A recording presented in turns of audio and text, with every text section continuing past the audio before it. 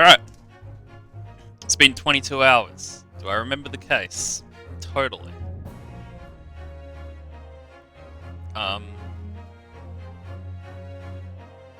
All we proved will you is even that remember what's going on? all we proved yesterday is that the criminal witnesses were criminals. Mario and Luigi did some things that they decided not to say, and I forget if that falls under the world of perjury or not. Certainly in the world of Ace Attorney, it is not perjury. Lying by omission.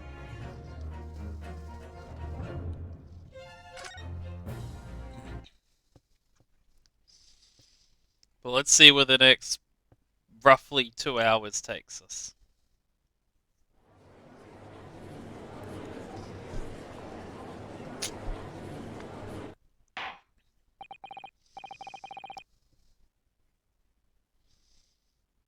Order, please. Let us resume proceedings. Witnesses, you will now retake the stand.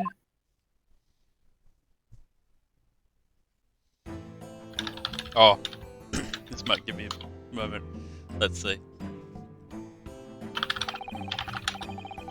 I presume you heard the defense counsel's summation examination. Oh, yeah, Governor. I did, Gov, I did. Mr. and Mr. Skulkin. God blimey! This is gonna be hard work.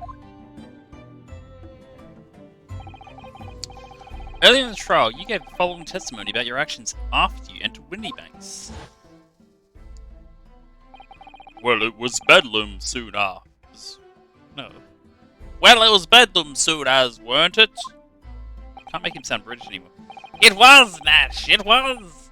Didn't even have time to pull me dukes out me loose lockets. However, that was a lie. You brothers. Core! Amy! On the night in question, you rifled through the items on the victim's counter. We never done nothing of the sort! How'd you figure that out?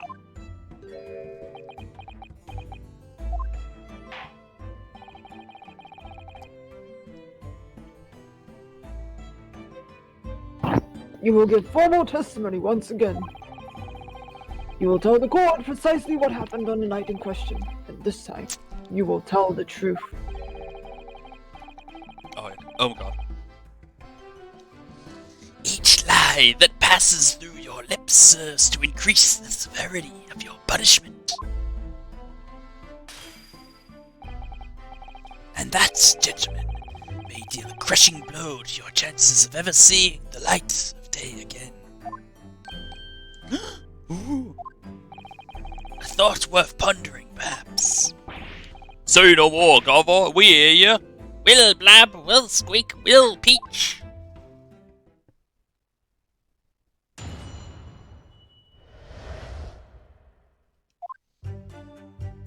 Did it just say illegal entry? The whole truth? Yes. That's funny. Oh, I guess they're gonna tell the truth. Alright, we did knock a few things over, but we weren't rifling for nothing. It was when we heard the gunshots, see? Made us both jump and all that stuff went flying. Lovey, you didn't give me a fright. We was thinking the shooter'd come out the door and get us next. We stuck everything back where we found it and scarpered straight into him in the back. We couldn't have shot the pawnbroker, see? We never even had a chance, did we?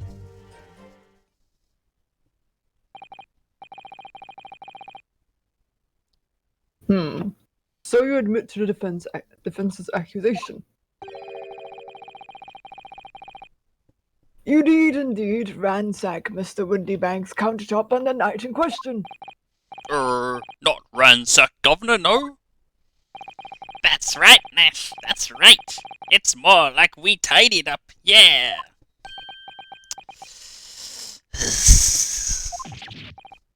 Sorry. By their own admission, these brothers entered the pawnbrokery under dubious circumstances. However, they panicked and fled on hearing the gunshot, having first made good their mess. The way you say it, we hardly sound like roughs at all. We don't, Nash, we don't.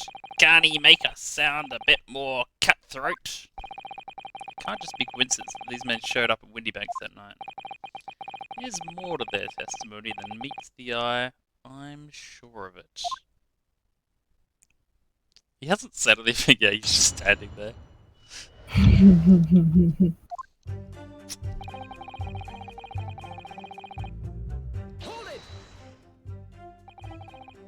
If that's the case, then why didn't you testify to that effect in the first place? Well, you know, we ain't exactly squeaky clean, are we?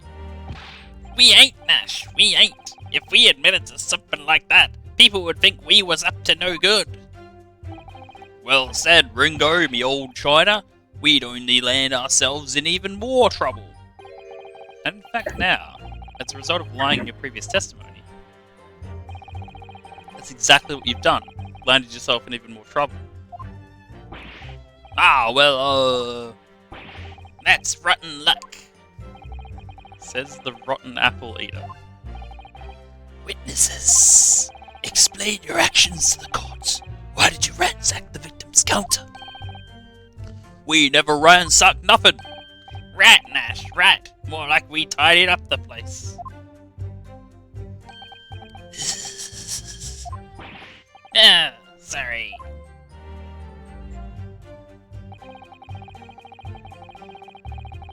Hold it.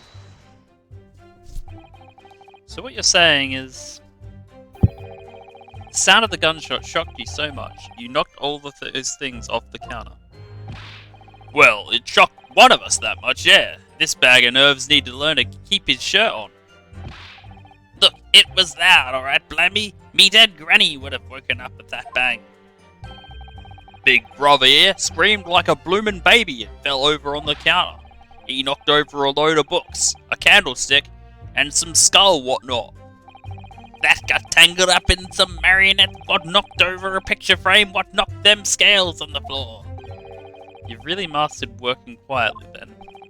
What a racket! Me granny would have been scared back into her grave at a clatter like that. So in short, the gunshot took you by surprise. And then some. I mean, it was quiet as a mouse and then all of a sudden, bam! Excuse me. Inspector Gregson, do you have something to add? Like I keep saying, I don't appreciate being lumped in with these scoundrels. No, something to add about their testimony. You seemed to react just now at what Mrs. Skulkin said. Did it make you think of something? It's probably nothing, of course. I wouldn't even bother to mention it.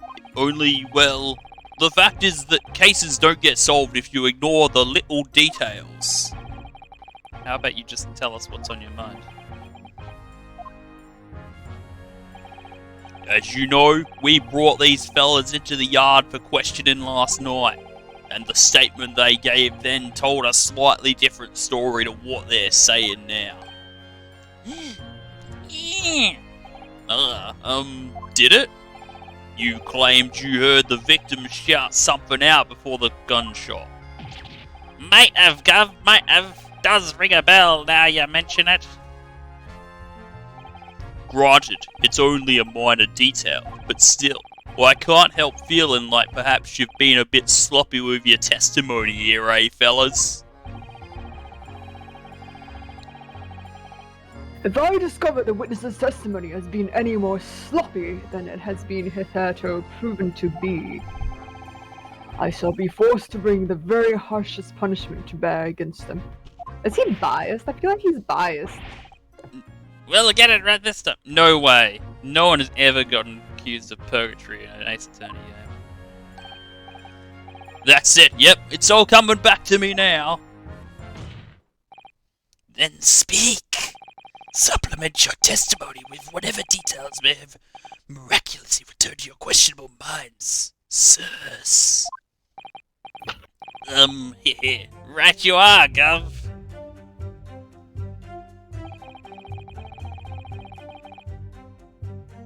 Right? Just before the gunshot, we heard a voice yelling out, "Give me that gun!" So in fact, you heard of the voice and the gunshot almost simultaneously. We did, Gov, we did. Although I suppose, if you're being honest, we heard a kind of wavering voice before the yelling all. If you don't want to get shot, give me that gun! BAM! Kinda thing. Career in acting tragically missed. And where were the voices coming from? Could you tell? Course we could. From the other side of that door behind the counter it was. From the story, where the victim was found dead. And the voice you heard, it was that of the victim, Mr. Windybank. On me granny's life, course it was. On his granny's life, course it was. So, that would mean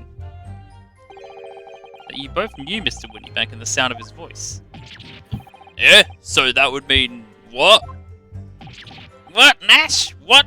Any ideas? Yes, Consul, indeed it would. No, we didn't know the geezer. Am I supposed to deny it when that bloke in all fancy clobber's given us the evil eye? If you value your lives, you'll ensure your testimony is accurate and true. On me granny's life it is. I thought she was dead. On his granny's life it must be. It's a good job his granny's dead. To summarize then, immediately after hearing the voice of the victim, you then heard a gunshot, causing you to stumble and upset the items on the counter, scattering them over the shop floor. You make it sound like we're clumsy. Don't forget we tied it up after like good little boys. Anyway, the way I see it. The bloke what owned the place was holding a gun, so he should have fired instead of yelling at the girl. You're saying that Mr. Windybank had a gun in his hands? Oh yeah, bet that was a sight, eh? The two of them waving them guns at each other must have got preheated. I mean, just before he shouted out, we heard the geezer say, "If you don't want to get shot." Didn't really sound like he meant it, mind. More like an empty threat, you could say. Mr. Windybank was known to keep a revolver on his shop counter at all times. People say that to protect the articles in his keeping, he'd readily put a bullet in someone's head if required. That someone being himself, of course. Good grief! Extraordinary devotion indeed, alarmingly misguided. Well, he certainly sounded like he was ready to pull the trigger that other night. And the person he was gonna shoot beat him to it. Cooked his goose proper. Bet you wish he'd squeezed the trigger instead of wasting time shouting, "Give me that gun!" And it was directly after those words that you heard the gunshot? It was more or less the same time, Gov. Give me that gun! BOOM! I should have voiced it the other way around. Kinda thing. Yes, a career in acting very tragically missed. Wah. Then we heard the sound of someone hitting the deck. Before everything went dead quiet. After that, we done a slapdash job of tidying up the place.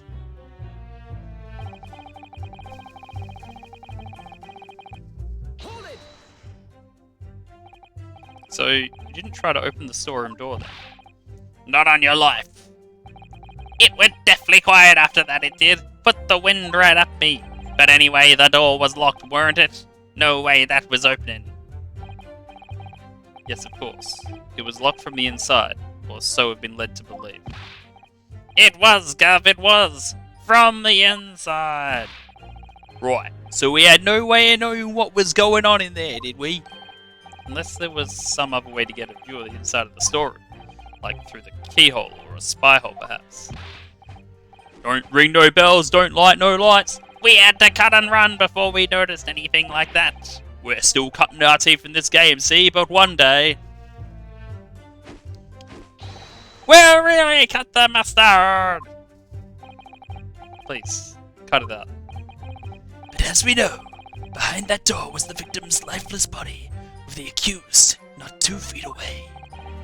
Yes, unfortunately. Gina was in there, unconscious, with a gun in her hand. To confirm, would it be correct to say that neither of you set foot inside the storeroom? That's right, Gov, that's right! Couldn't have, even if we'd wanted to!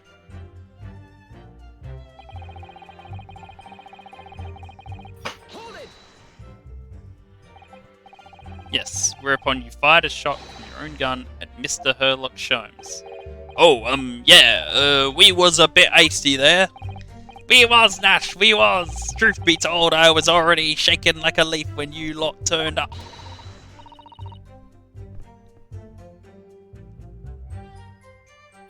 If you're shaking like a leaf, don't put a loaded gun to your hand. Good advice, miss, good advice. Truth be told, me mind went totally blank. Before your mind goes totally blank, make sure you don't have a loaded gun in your hand. Mental note made, miss. After that, we legged it down the street, but apparently we looked dodgy to the coppers or something, so they clapped the derbies on us like winking. And after you'd been handcuffed, the police found this revolver in your possession, correct? Well, yeah. But listen, that proves nothing. That proves done it, eh? That proves it, done it, eh?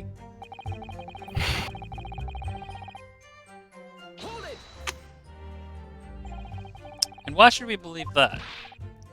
What? Well, 'cause it's true, innit? The place was totally empty when we went in. At that time, the victim was already in the storeroom, having been forced to open the door by the accused who had a gun to his head. In other words, on the night in question, these 2 witnesses never even laid eyes on the proprietor of the pawnbrokery, Mr. Windybank. Correct?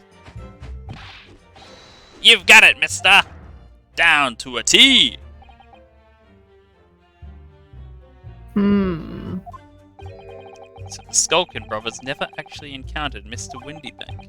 Is that really true? I wonder. I wonder. That's it? That's the full extent of their testimony? What is it, Bruno? You look very fierce.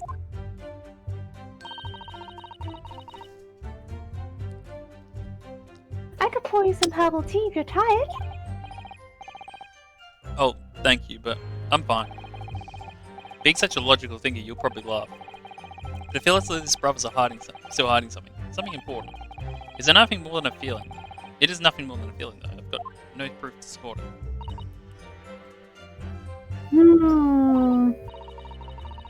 Well, feelings can be very illogical at times.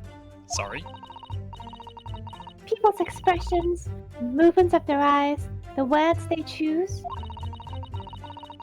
You can take all that in, and your brain will quickly analyze it to come up with a feeling like you described.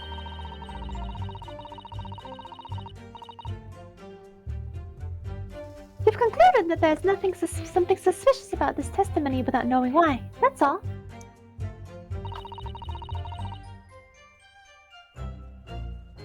I think you should trust your instincts. Iris, thank you. Sometimes I think if she's 10 years old, I must be 5.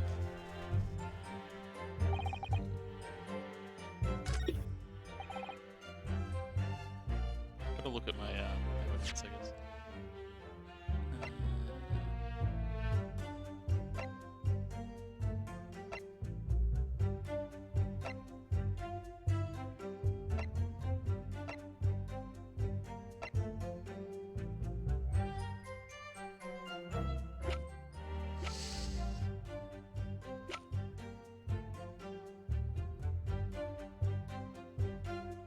So the autopsy says instant death. Wait. But the shot is in his back, so they wouldn't be talking to each other, something like that.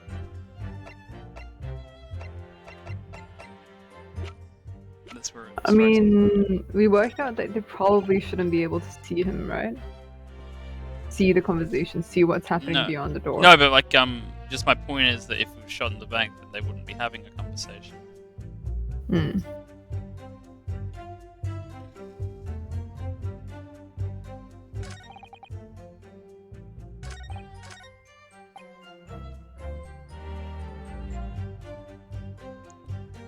Let me try it.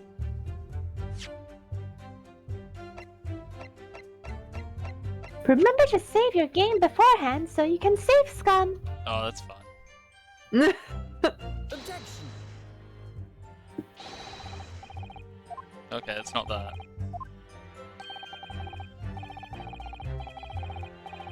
As I look at you, Consul, I see your trembling hand. That didn't happen. I saw it.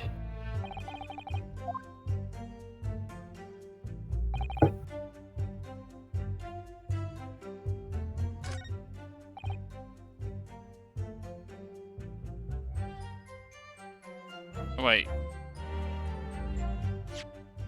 He was holding a gun.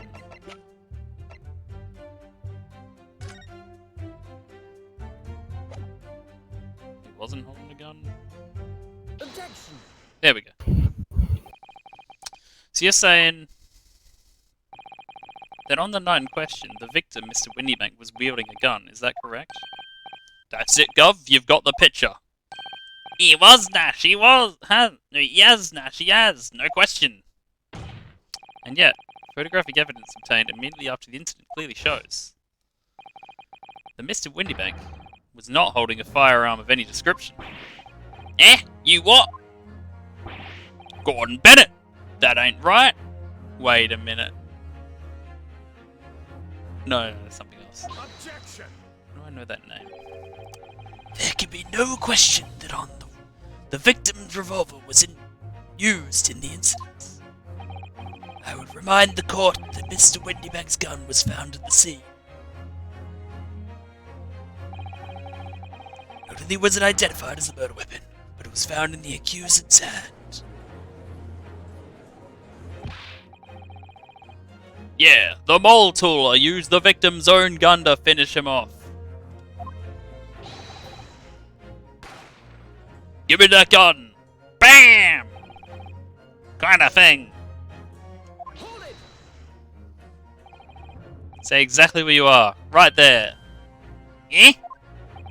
If the crime had taken place as you'd so colourfully described in your testimony, it would give rise to an undeniable and significant inconsistency in the final moments you just acted out. Goodness, are you sure that, Counsel? You intrigue me. No, You intrigue me, my learned friend, but let's see some evidence to support your claim.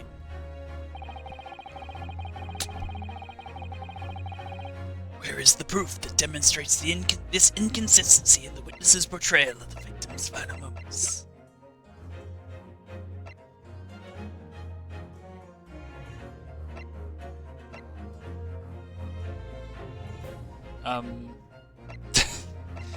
now it's at the autopsy. Take that! According to their testimony, the witnesses claim to have heard a shout of "Give me that gun," followed by the gunshot. Indeed. The two events happening almost simultaneously are so within led to believe. Yes, that's right. Now, if that testimony is true, it would mean that in the moment of death, the victim and his attacker would have been facing each other. I was right, I was just one step ahead. However, in the autopsy report, it clearly states that the victim died instantly after being shot from behind. So as I stated before, there is an undeniable inconsistency in your testimony, Mr. and Mrs. Sculpin. Yeah. Yeah. But, it's the God's honest truth. It is, Nash, it is. When he was shot that night. The shopkeeper had a gun in his hand. We saw it with our own bleeding eyes. Oh, okay. Apparently they did. Did I hear you right just now? You actually saw Mr. Windybank holding a gun? Somewhere like that might have slipped out. Ladies and gentlemen, you've all just heard the admission by these two witnesses that on the night in question, they actually saw, with their own eyes, the victim wielding a gun. Which can only mean that despite their testimony to the contrary, the Skulkin brothers must have encountered the victim in person. Yeah, nah, sure. Yeah, yeah. More weird sounds.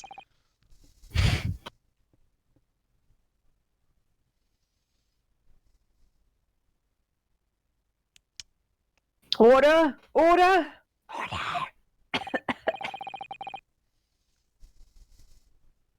Witnesses, explain yourselves at once. Well, the thing is, it weren't supposed to, It would seem that my previous warning fell on deaf ears. I made it quite clear that false witness would be the death of you.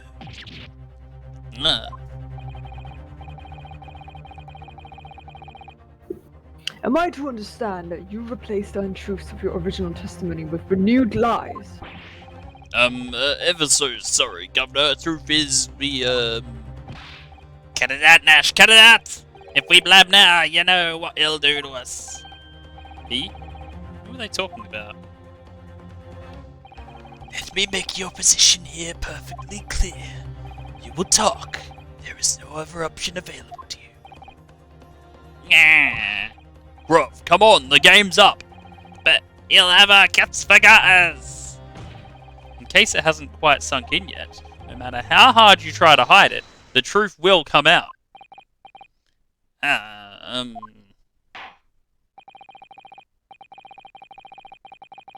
On the night in question, it is now apparent that you brothers met face to face with the victim. I demand that you testify again to explain the precise circumstances under which this meeting took place. Well... Do we have to? On pain of death, I suggest you make yourselves fully aware that this is your very last chance to tell the truth.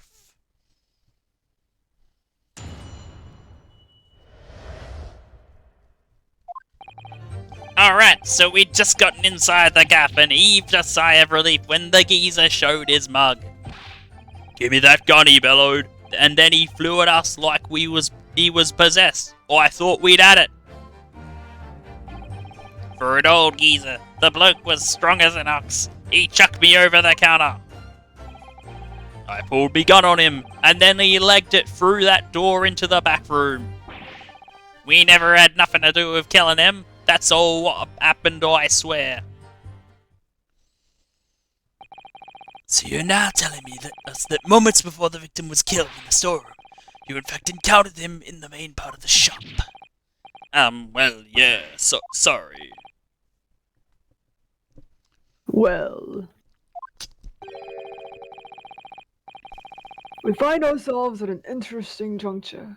This changes matters considerably. But honest, Governor, this time, Nash, this time, we ain't got nothing more to hide. Very well. Counsel for the defense, you may proceed with your cross-examination. Yes, my lord. This is it. The moment I've been waiting for.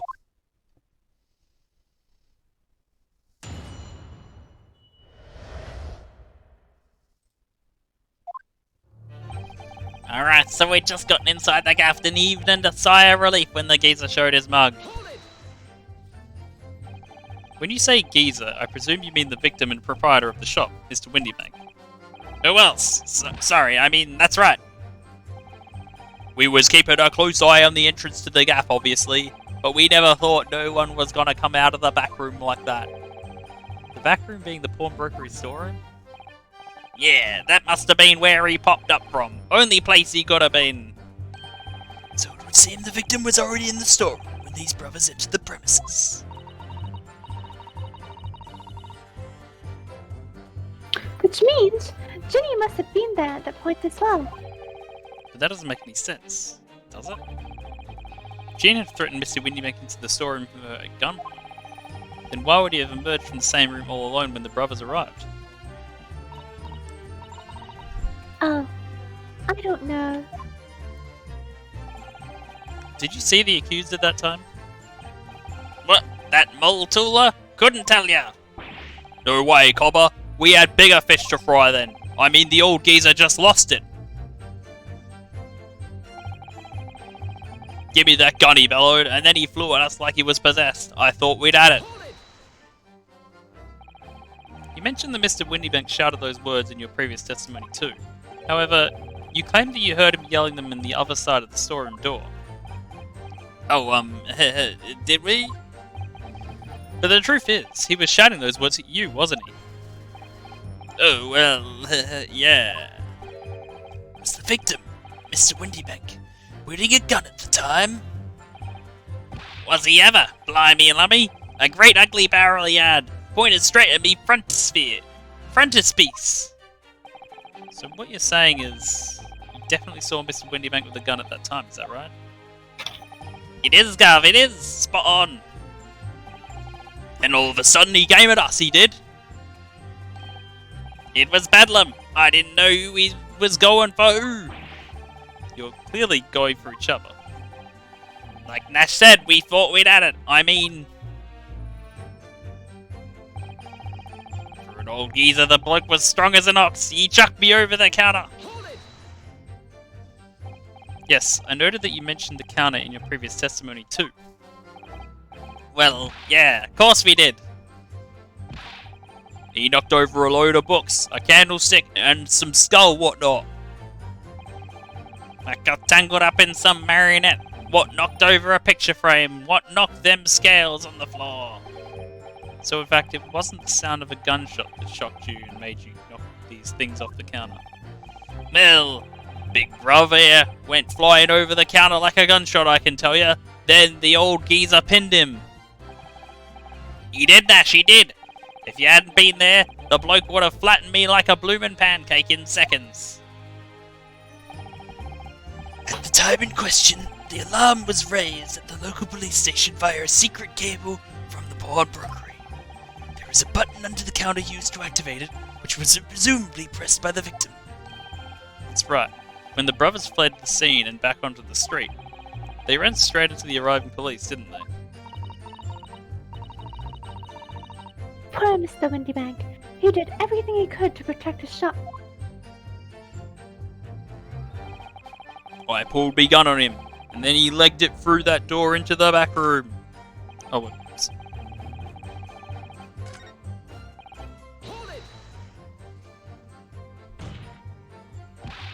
Were you intending to shoot Mr. Windybank?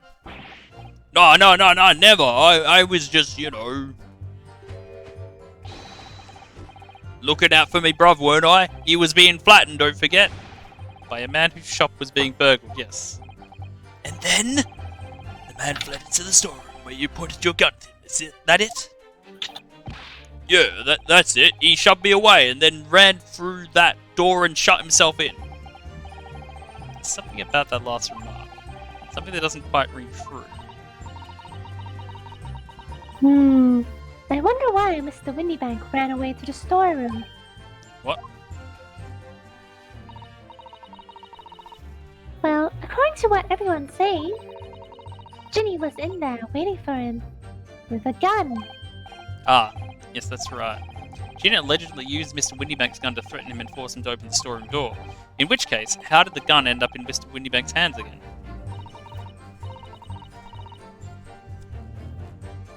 I have no idea, but that is strange, isn't it? This little inconsistency could be significant. I should make a mental note of it. Look, the point is, me and me brother here. That's right, Nash, that's right. Me and me brother here. Good words, good words. We never had nothing to do with killing him. That's all what happened, I swear. You say you had nothing to do with it? Nothing at all. Nothing, Gov, nothing. The old geezer went and shut himself into the back room, didn't he? locked it was from the inside.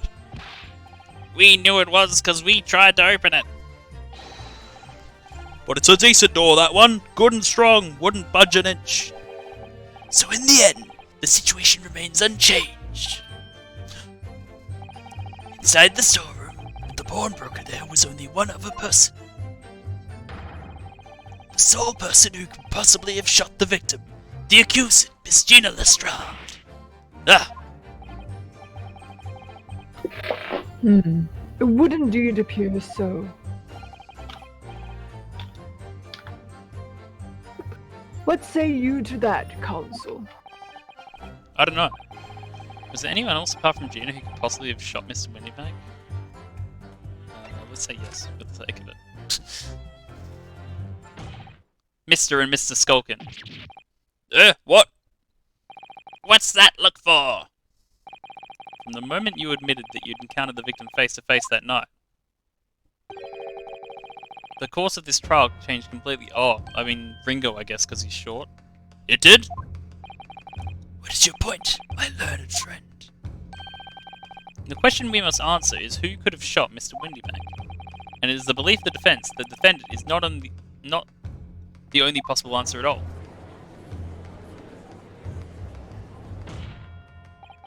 You have my attention. In that case, let us return to this plan of the premises. The victim was killed in the storeroom, which was locked from the inside. Those are the facts, so pray, what other possible answer to the question of who shot the man could there be? Counsel. You must now provide answers to the court in respect of two conundrums. 2, my lord? Plus as many chances to be right, maybe?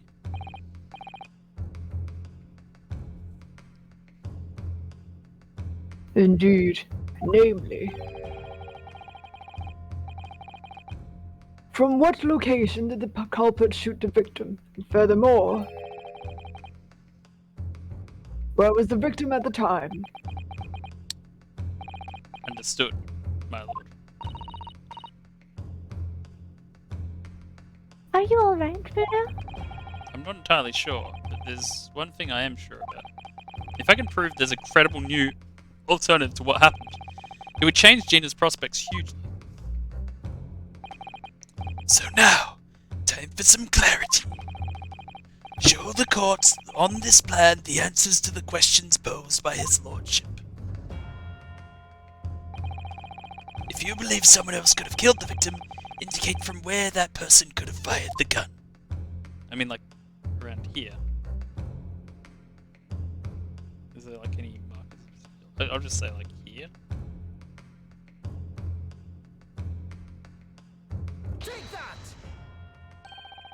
The defense believed the culprit could have shot the victim from this location here. And in answer to the second question, assuming the culprit fired from the location indicated, where was the victim at the time? I don't know how precise they want it, I'm scared. The defense believes the victim would have been in this position here. What your answers in fact show is that your own position is absurd as those you've indicated on the plan. What are you saying?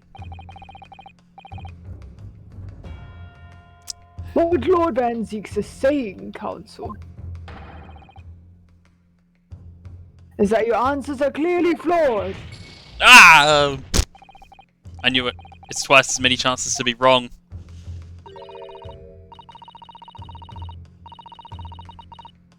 So the questions are, from where did the culprit shoot the victim, and where was the victim at the time? Well, I don't see why we can't show that someone other than Jenny could have done it in the storeroom. Do you? Yes, that's the right way of looking at it, I suppose. Someone other than Gina in the storeroom. What's the best move here? Should I try again, or gather more information first?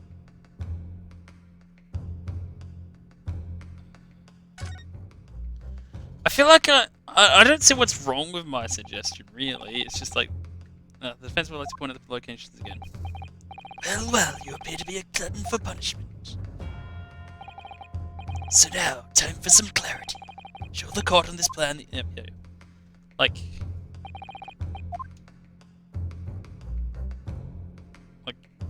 here, I guess.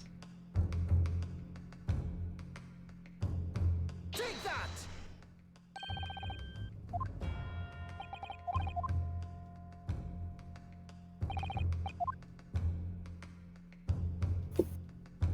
Take that! Objection! Damn it. I don't like this. I don't like this. Wasn't she? You have to at least choose a place that's... Oh. Wait, hang on.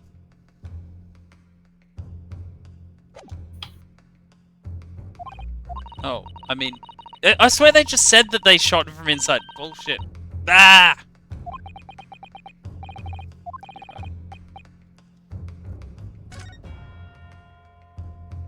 Okay, I've tried the one thing I haven't tried.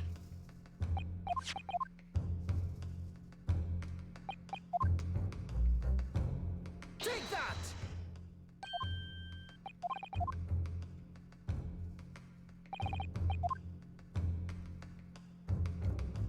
Take that! No objection? I feel like my first response was fine. Like, he just fell back into it. Like... this is dumb. The culprit shot the victim from outside the storeroom. Continue. Hey, damn son. Mr. Windybank died instantly from the bullet wound in his back.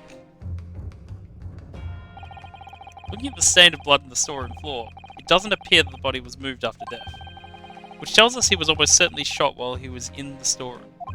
Oh, I guess that's whatever. However, the crucial point is, where was the shooter when the fatal blow was fired?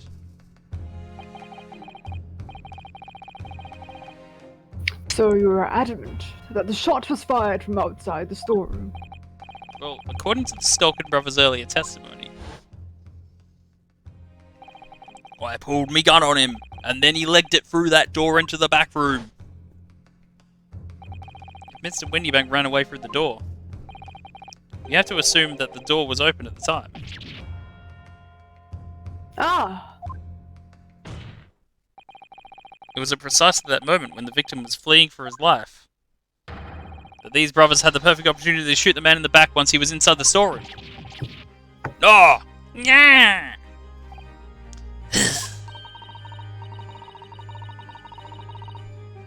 Come to think of it, do you remember what the prosecutor said at the start of the trial? Okay, she's gonna say it for us. Moving on to the findings of Scotland Yard's coroner. His report states the bullet entered the body on a rising diagonal trajectory. It means the victim was likely shot by someone significantly shorter in height than himself.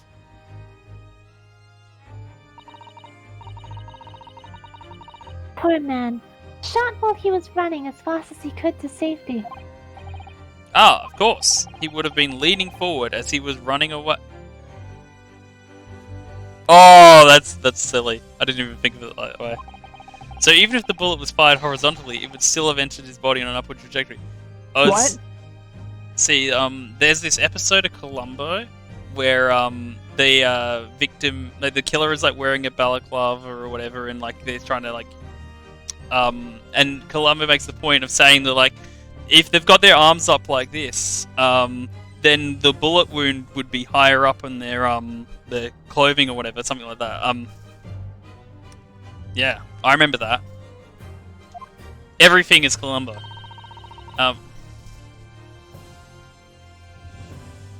So the culprit isn't necessarily someone shorter than Mr. Windybank.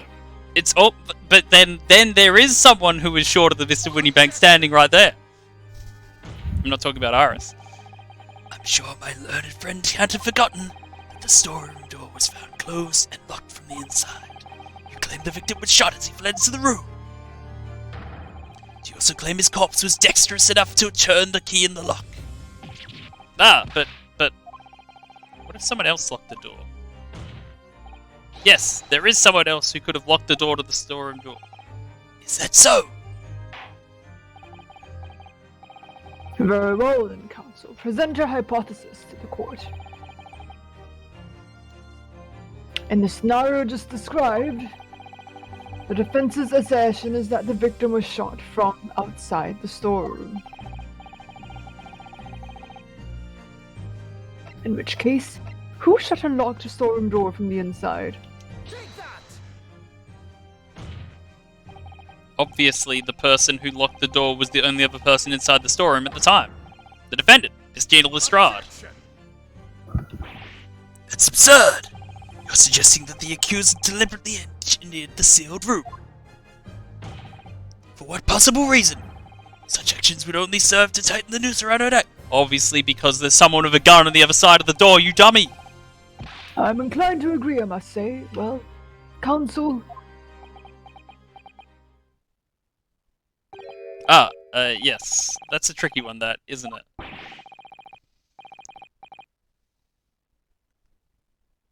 half-baked notions have no place in my courtroom. Counsel, remember that, please. But of course Ginny would have locked the door. It all goes without saying, doesn't it? It does? Well, if I was Ginny in that situation, I know I would have locked the door as quickly as I could. I mean, those two burglars had just fired a gun in her direction, hadn't they? Oh yes, obviously. Before the two brothers arrived, Miss Lestrade and Mr. Windybank were in the storeroom together. Now, I don't know what went on between them at that time, but at some point, Mr. Windybank must have heard these intruders break into his shop and left the storeroom. Intruders, eh? That's us, bruv. If your theory is correct, that would leave the accused alone in the store. Yes, it would. Then, probably only moments later, the victim fled back through the storeroom door, hoping to escape danger. Hit in the back by the bullet, Mr. Windybank fell to the floor where he was just inside the storeroom. And what we have to ask ourselves now is, what would the defendant have done in that moment? Ah, I see where you're going with this. Outside the storeroom was a terrifying killer who had just murdered Mr. Windybank. As soon as the thought struck Miss Lestrade, she slammed the door shut and locked it, in order to save her own life. But we ain't the ones who done it. We ain't, Gov, we ain't. You gotta believe us. I mean, come on, we'd never shoot no one. That's blatantly untrue. I know for a fact that you would. Because before my own eyes, you shot Mr. Herlock Sholmes. There is only one logical conclusion here. Mr. and Mr. Skulkin, you brothers had every opportunity to have been the true perpetrators of Mr. Windybank's murder.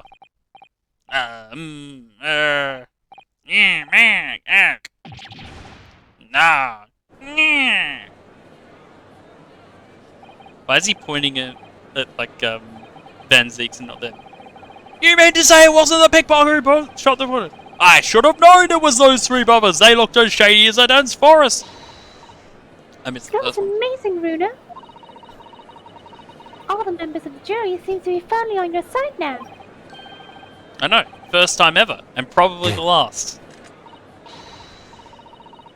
Well, I think you've done it. Surely they'll have to give a verdict of not.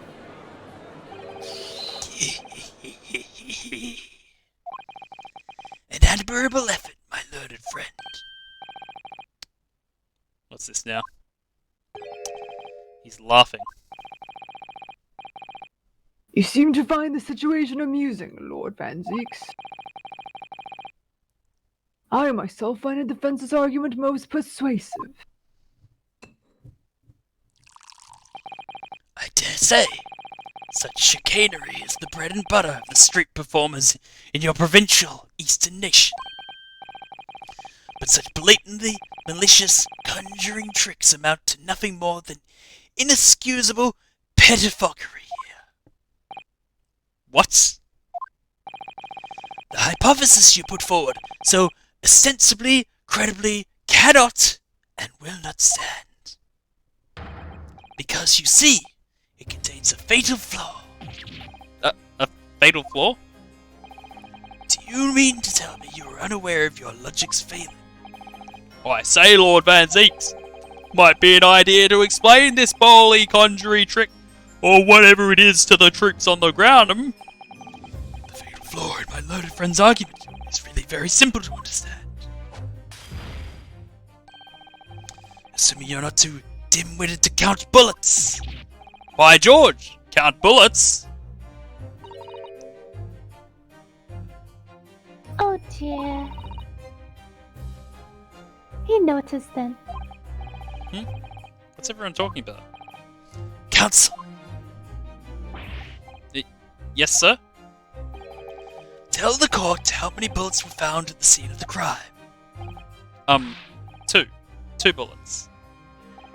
Correct. The first, that would shoot the Oh, victim in your the back. voice just cracked, sir. Sorry, what? I heard your voice crack. Seemed fine to me. First, ending his life. And the second, that which struck the detective, Mr. Herlock Sholmes, on his arrival at the scene. Indeed.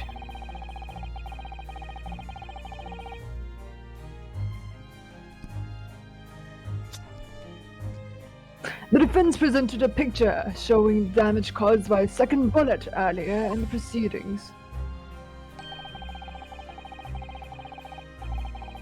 The bullet which injured Mr. Sholmes appears to have passed through his body to strike the calendar. Your lordship's understanding is correct. Furthermore, we know there were 2 firearms involved in the incidents. The revolver belonged to the victim, Mr. Windybank, and the Skulkin brothers' revolver. The evidence shows that a single bullet was fired from each gun. Yes, indeed it does. A single bullet from each. Now then, my learned friend. You yourself told the court only moments ago that these 2 brothers shot Mr. Herlock Sholmes right before your eyes. Yes, I did. Oh my goodness, I think you'll find that if a single bullet was fired from the brother's gun that hit Mr. Sholmes, it means...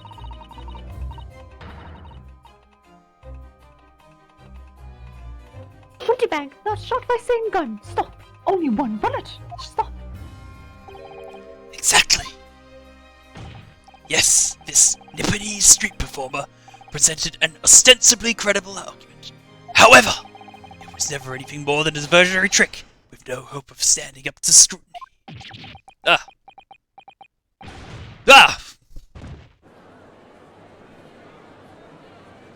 Stand up, Renosuke. Order! Order! Order! Pray forgive the discourtesy of flinging the dregs of this hallowed nectar into the public gallery. Lord Van Zeeks! But this court needs to open its eyes. The accused, Miss Gina Lestrade, is no ordinary little girl. Despite her young years, she can regrettably no longer be described as juvenile. No, the person in the dock is far from a law-abiding citizen. She has a past riddled with criminal conduct. The truth is, the accused broke into the pawnbrokery on the night in question with loathsome intent. As we can see beyond doubt in this print, which depicts her threatening the victim with the murder weapon. I have here in my possession one more piece of evidence the prosecution wishes to present. That disc. I'll be taking that whatever it is of Mr. McGilded's down to the yard, thank you very much. No, don't give it to him. It's mine, that is. Mine. Oh, I'm sorry, miss. But anything belonging to McGilded has to be taken in as evidence now. Yes, that music box, yes. McGilded's music box, yes. This is designed to be used by Mr. McGilded. The very day before the hateful murder of Mr. Windybank, the accused attempted to make off with this article, which clearly doesn't belong to her. and with none of the subtlety of a pickpocket, I might add, but by brute force and brazen impudence. Good gracious. Make no mistake, any sympathy for the accused on account of her years is misguided and dangerous. There are no depths to which this girl would not stoop if pushed, no crime she would not commit. The court I don't know what happened to me then. The court forgets that fact at its peril.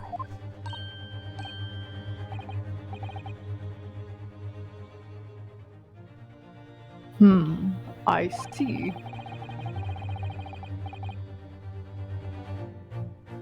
I think it would be prudent to take this music box disc into evidence, Counsel. Hold it! Lord Van Zeeks, Inspector Gregson, what? Yes, Inspector? We had a meeting yesterday at the yard with the prosecution service, and, I think it was agreed that the disc wouldn't be used as evidence. What's this all about? Why is the inspector acting strangely? That's the first time he said anything to Van Zeeks at all. I am unaware of any such meeting. But those were the instructions right from the top.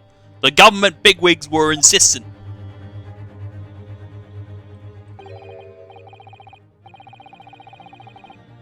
Inspector, I am the prosecutor, and I alone determine how to present my case.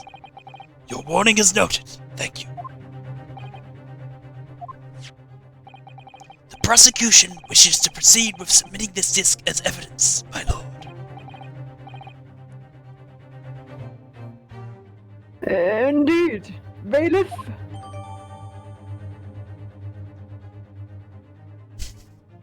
A loose-catted prosecutor who doesn't play by the rules. That's me! The prosecution has established the accused's motive, opportunity, and basis of character. Isn't there a whole thing about, like, you have to have submitted evidence beforehand if it wants to be used? Yes. Yeah. I think they used that in, like, the Four Faces Attorney game? Or is it a different one? I can't remember. That's actually Vote's prosecutor. Well, I mean, you gotta give Van Zeeks this. He hasn't, like, been assaulting Ryunosuke. Like, he hasn't been using a whip on him, or, like, shooting him, or, you know. Yet. I don't think he throws anything at me. There is nothing more to add. He's just racist. Yeah, I forgot about that. Ladies and gentlemen of the He jury, just casually forgot his racist. That's I great. await your informed decisions and rest my case. He hasn't done it in like 5 minutes. Give him. Give him or give you a break. He's racist. As an Asian, I'm offended. On update, you do not, on any circumstances, got to hand it to Van Zeeks. I had the jury on my side for once, for all of 5 minutes. Oh dear, it wasn't even for 5 minutes, Runa. 4 or 5 minutes from Wyland. My lord! Wonder if I might say something at this point. Proceed, Mr. Foreman. Been stumbling about in a bit of a fog to now, if truth be told. But all of a sudden, the answer's boldly obvious to me and me men. There's only one thing for it. Oh, no. Very well, the court will hear from the jury. Ladies and gentlemen, you will present your leanings as to the defendant's culpability. Guilty. Guilty. Guilty. Guilty. Guilty. Guilty.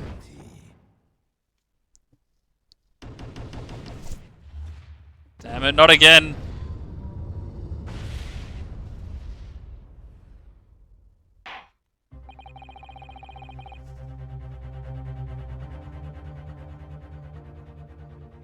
We have a consensus among the jury, it seems. When you've eliminated the impossible, whatever remains must be the truth. That's my line. I wrote that for Hurley. How dare he use it against us? Don't worry, Iris. I don't think we're finished yet. There's still more to this case than we realise. There must be. Because there's one thing that I'm absolutely certain of. Gina didn't shoot Mr. Wendybank. That's beyond any doubt.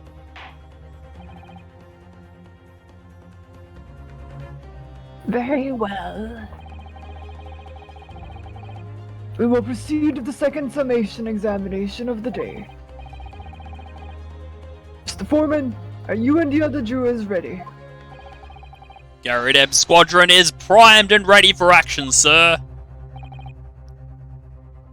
Very good. So, ladies and gentlemen of the jury, you will each explain on what grounds you have now determined the defendant to be guilty.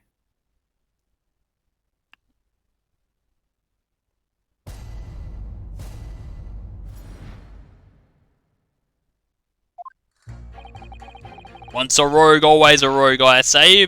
Different breed to us law-abiding citizens.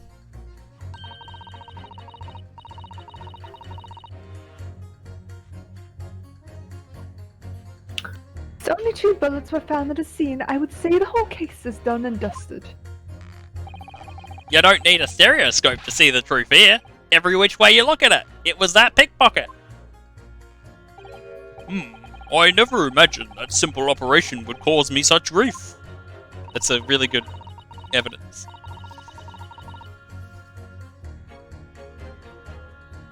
The accused attempted theft on the previous day. I can see I'm in for a busy day indeed.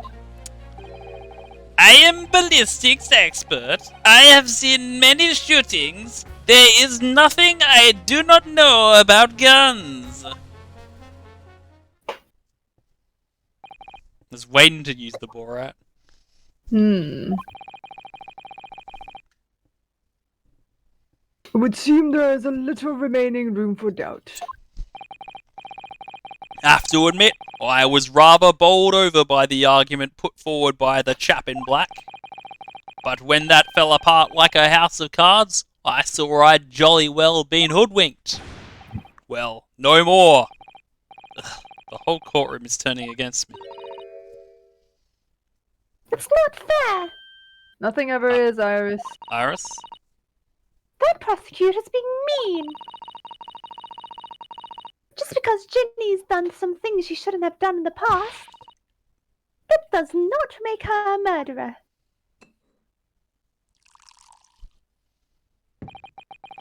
Allow me to savor this fruity vintage, while I savor the spectacle of your fruitless debate on the matter. Here's to the truth coming out, eventually.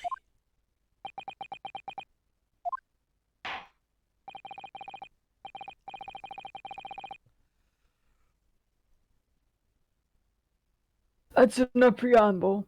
Counsel, proceed with the summation examination.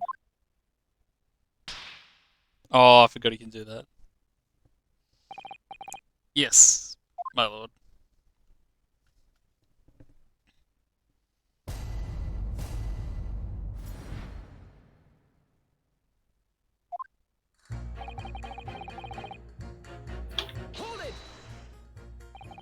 Just because Miss Lestrade has a history of pickpocketing, she must be guilty of murder. Is that what you're saying? Ah, well... Are all members of British Army so quick to judge? I beg your pardon? Are you mocking Her Majesty's Armed Forces, the greatest military organisation in the world? No, I'm simply illustrating my point. Making assumptions about people because they're a soldier or a pickpocket is wrong. And dangerous. Well, yes, you might have a point there, I suppose. But let's not forget the girl had already shown it. She had it in her from before. She's clearly a criminal sort through and through. Can't deny it. You say she'd shown she'd had it in her. Are you referring to this? Exactly. Tried to swipe that only a day earlier, or am I mistaken? Exactly. Given I was actually there at the time, it's hard to refute.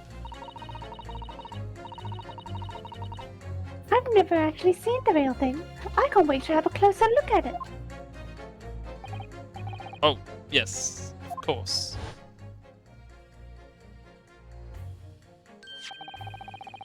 Mr. Sholmes did use his caramel bars to make a copy of the disc, didn't he? And then ordered every type of music box he could find from across Europe.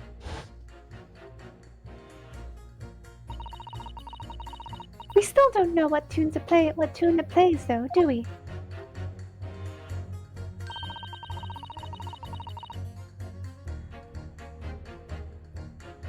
But I'd love to see how the original compares to Hurley's copy. Gilded's disc. Could it be a clue somehow? Perhaps we should examine it in more detail. Yeah.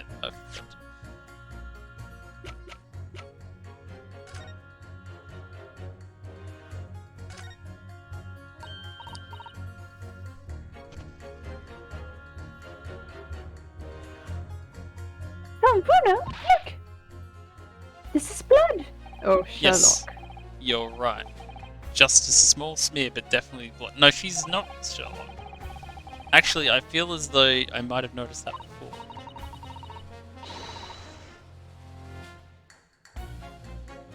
Haha! Then it's my time to shine again. I thought I'd be waiting forever. Alright, hold still of the disc, Bruno. Can we get this done quickly, Iris? In a flash! Zoom zoom.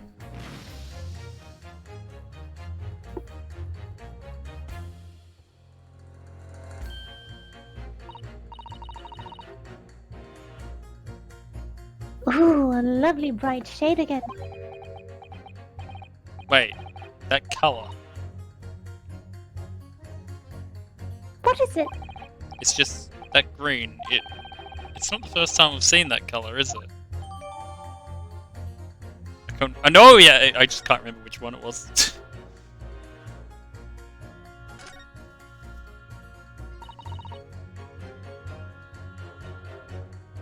Foreign gilded. That's the man you defended in court a couple of months ago, isn't it, Bruno? Yes, or rather, mistakenly defended. I wonder what his name is doing on the back of this disc. That's a question I'd love to know the answer to myself. Alright, we check.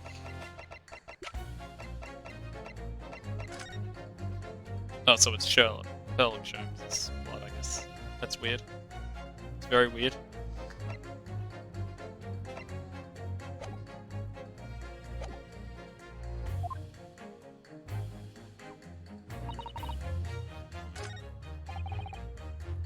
Doesn't really say anything about that. Hold it! It's the number of bullets that has you convinced. Only 2 bullets were fired. The 2 guns that fired them have been examined by the police. When the parlor maid asks me how many are invited for dinner, I always tell her to count the table settings. Well, that's logical, I suppose. Although, Yes? sometimes after dining, crockery does go missing. 1 or 2 guests rather like the fine china. Does your employer dine with thieves? So I suppose.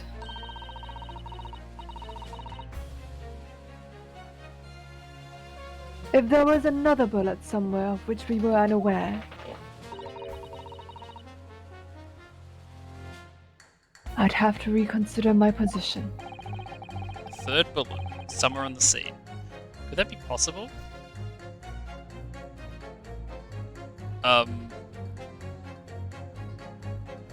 I didn't expect to be asked something, right? I don't know. Unfortunately, only 2 bullets were discovered by the police during their investigation. Yes, I know. Right. Have we checked Van Zeek's? He might have a bullet in him. And I don't imagine the good men of Scotland Yard would have overlooked anything. Find Mr. Bullet while I was cleaning his lordship's office. Well, I should receive a sound scolding, I don't doubt. And you should receive a visit from the police, perhaps. It sounds like a crime scene to me. A third bullet. It would completely turn things around here if there was one, wouldn't it? Do you think we might find one lying around somewhere? I don't know, Just I don't know. casually. Yeah. Hold it! So if I've understood correctly, you need two pictures, a left eye one and a slightly different right eye one. Exactly! Then you can see the scene in 3 dimensions, like this!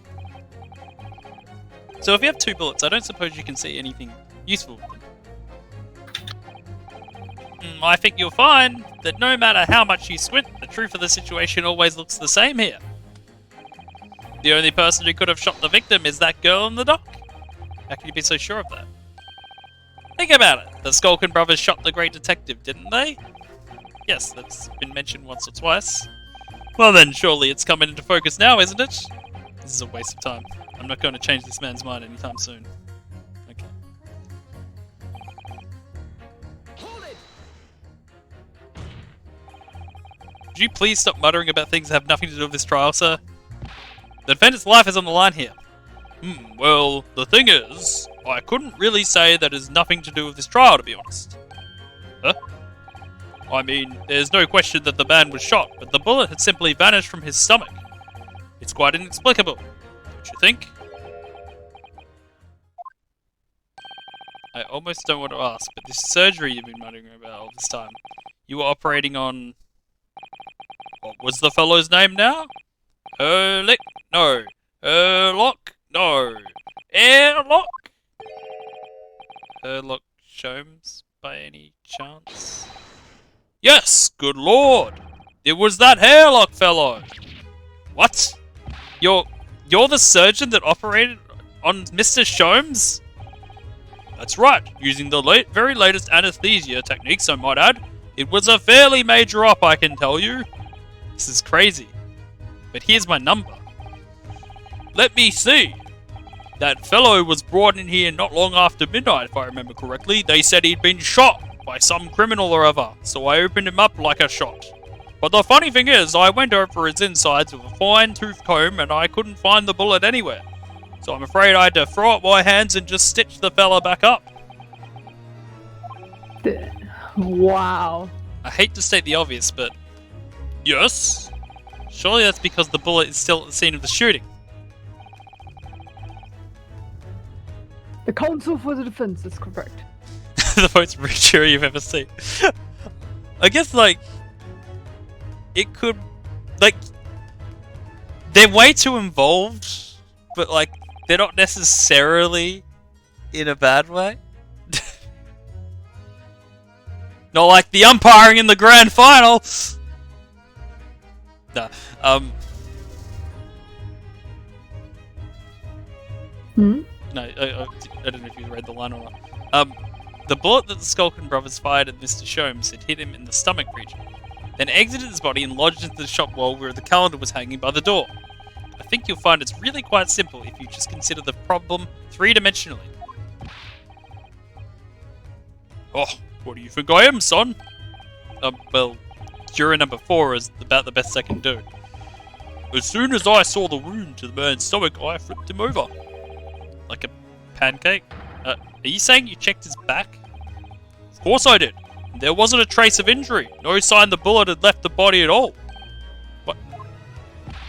That's the point. The only logical conclusion was the bullet was still somewhere in the man's innards. Which is exactly why I set about slicing him up. And I'm still none the wiser even now. How many times do I have to say it?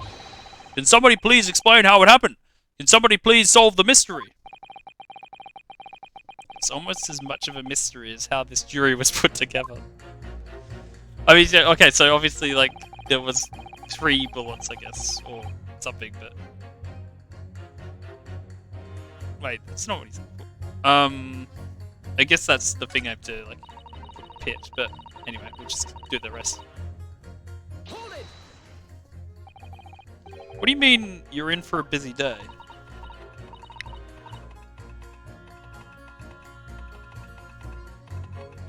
I muted myself by accident. Forgot to say, stop. Do you excuse me? Stop. I'm a communications officer. Stop. I mean, like, not to put too much spoiler or whatever, but I definitely recall an Ace Attorney game where the actual culprit was the prosecutor, so... A communications officer, does that have something to do with sending telegrams?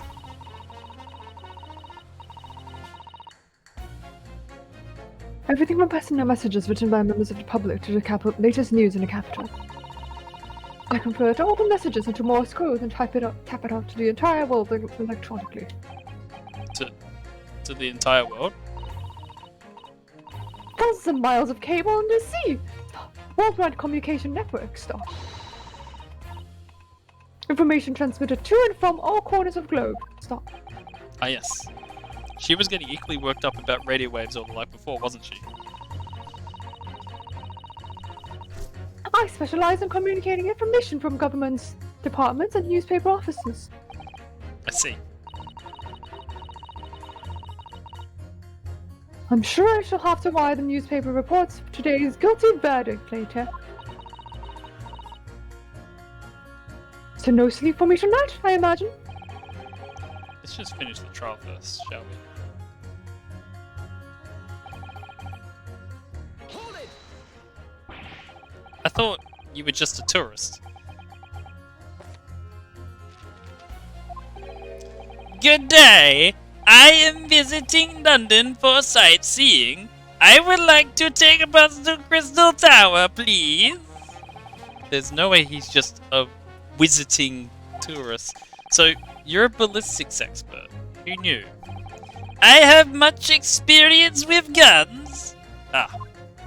I have lived through many, how do you say, extreme, violent, bath of, blood of, Ah, extreme violent bloodbaths, perhaps. Ah, very nice. Extreme violent bloodbaths. English is very difficult tongue. Considering the sort of people you associate with, I'm surprised you still have a tongue. Anyway, if have question about bullets and guns, you ask me. There is nothing I do not know, no mystery I cannot solve. He's very confident in his knowledge of guns, that's for sure. But, if possible, please only in Russian, in Kazakhstan language. He's not very confident in his knowledge of English, though, is he? No, still, we should bear in mind, he's our man if there's a mystery about guns or bullets. Okay, so it's him and the doctor, I guess. Van Zix has managed to convince everyone.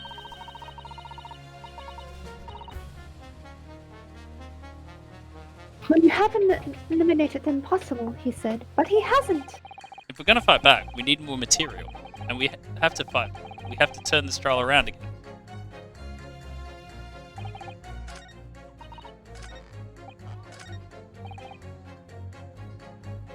Where's it for you?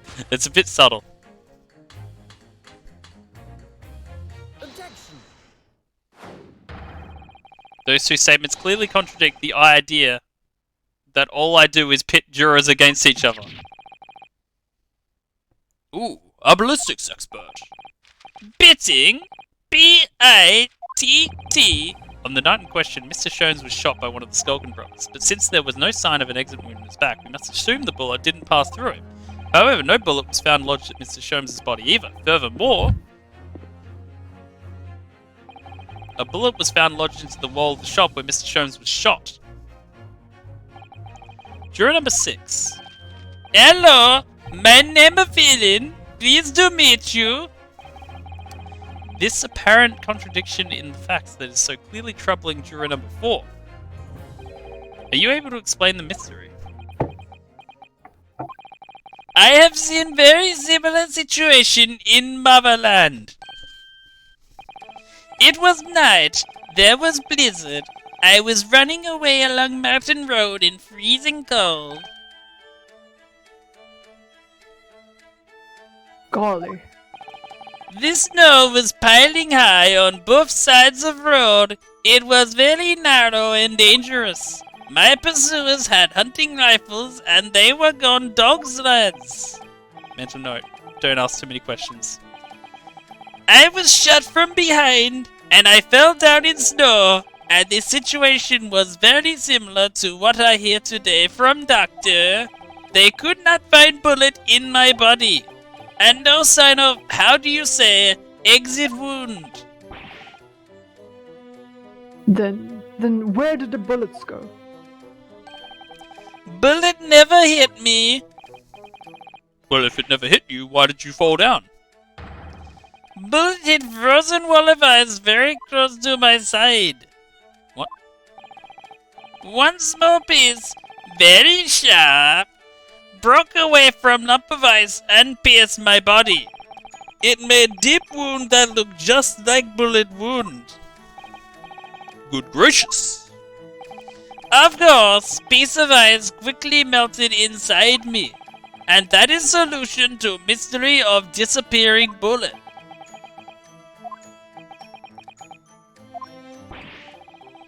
But that doesn't answer the question at all. The shooting happened in the pawnbroker's shop, not some snowy mountain road in another country. Just an idea, but we might not be looking at exactly the same scenario here. Luna. Where exactly was Hurley shot again? Well, according to the report, in his stomach, sort of around this area, I think.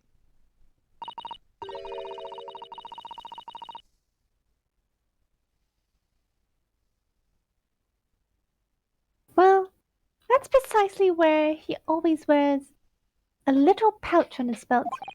A pouch? Actually, I might have noticed something like that. Yes, a pouch. It's where he keeps 3 glass vials of very dangerous chemicals he uses in his investigations. What? Really? Doctor, where is the pouch Mr. Sholmes was wearing? Well, the fellow had nothing like that on his person when he arrived at the hospital, as far as I remember. If I may, Lord Van Zeeks? while I realize it is forbidden for the prosecution to interject during a summation examination, I'm still going to. I should inform the defense that I have the pouch in question for the antechamber outside the courtroom. Sorry? As I understand it, when the police arrived on the scene and found Mr. Sholmes injured, they removed the pouch in order to assess the wound. Oh, thank goodness. I thought I was getting forgetful for a moment. Since then, it has been in my safekeeping along with all other evidence relating to the case. I can personally vouch for the fact it has not been touched since the incident occurred.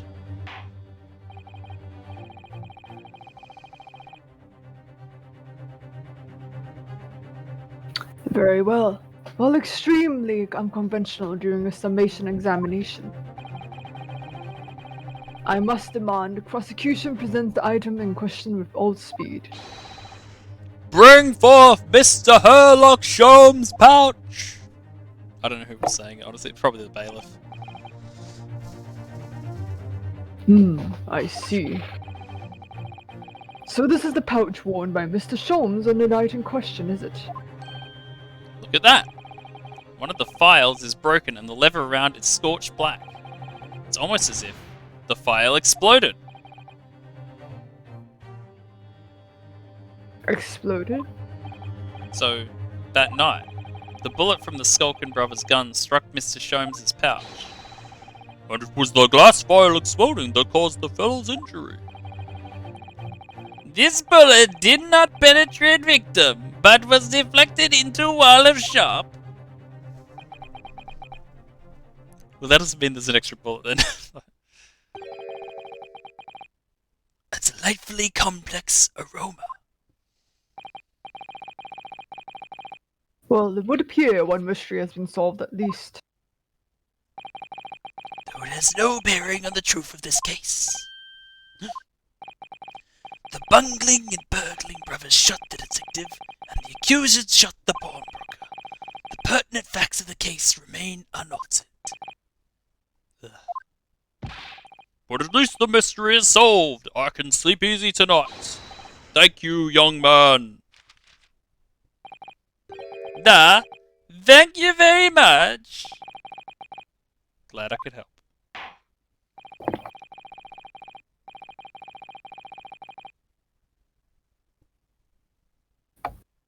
Due to its bearing on the conundrum just solved, the court will sequester the scruffy pouch as evidence. Hurley's pouch isn't scruffy. Sholmes' pouch has been entered the court record. No, we don't continue yet.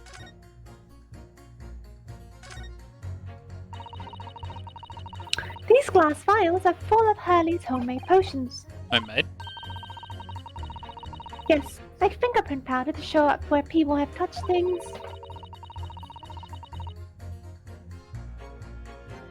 And scent amplifying solution to intensify a smell lingering on an object. That's amazing. They're all very easy to use.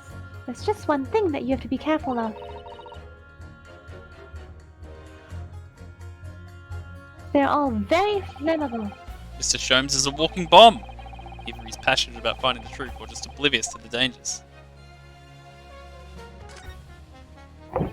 This vial has been smashed to pieces. Presumably, this is where the bullet struck.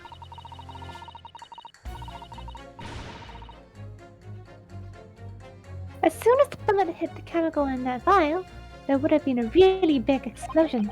A big explosion? Well, Hurley's potions and chemicals are amazingly useful for the investigations work he does. But they're also quite tricky to handle, safely at least. They're very dangerous. Oh, I'm sure that when this vial broke, the chemical inside would have ignited. ignited? Note yourself. Always walk on the right side of Sholmes in the future. The left is the danger zone.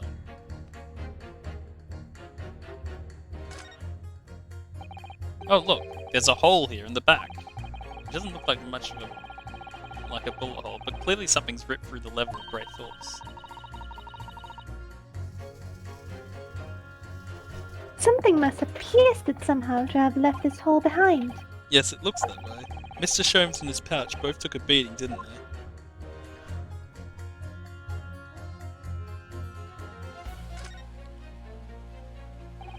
It's really scorched badly just here.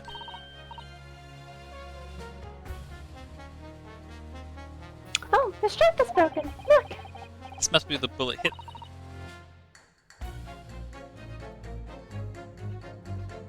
Let me see.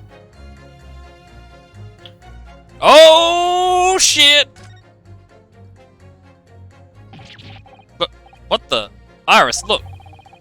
Behind where the broken file was, do you see it?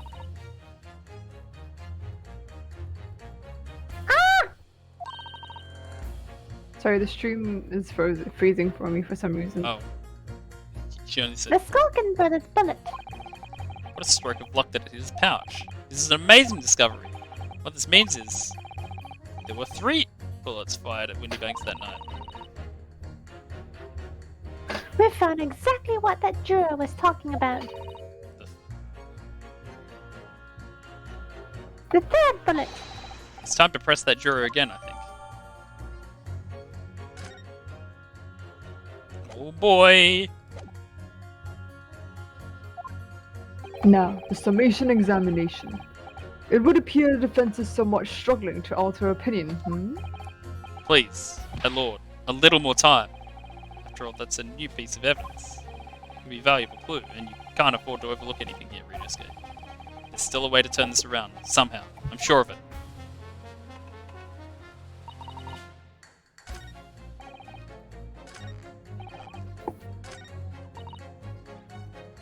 Hold it!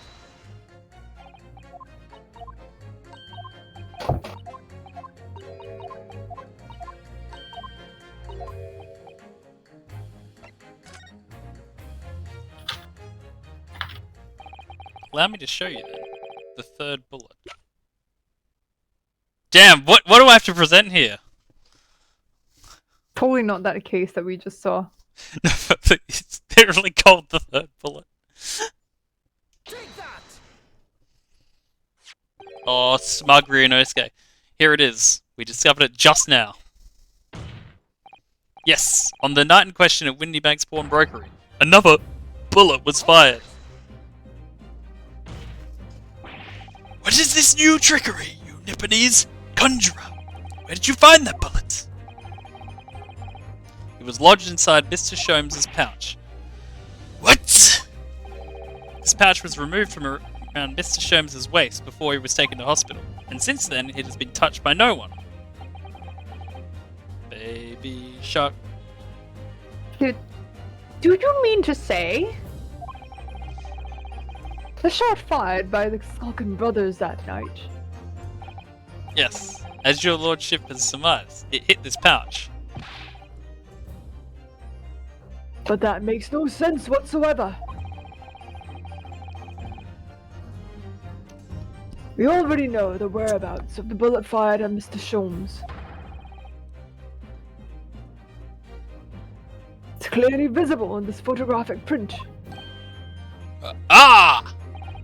2 guns from the scene have already been submitted into the court record as evidence.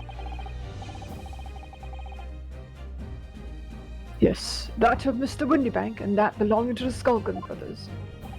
An examination of both guns revealed that only a single bullet had been fired from each. Ah! What? But that must mean... That's right. We now know on the night in question, 3 bullets were fired. However, only 2 bullets were fired from the guns recovered from the crime scene, and until that incontrovertible inconsistency is somehow explained, we cannot and must not pass judgment. Hug!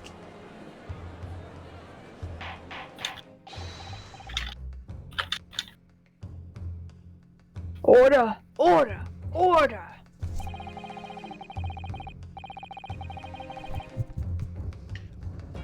While the summation examination remains incomplete, the court has been presented with new facts.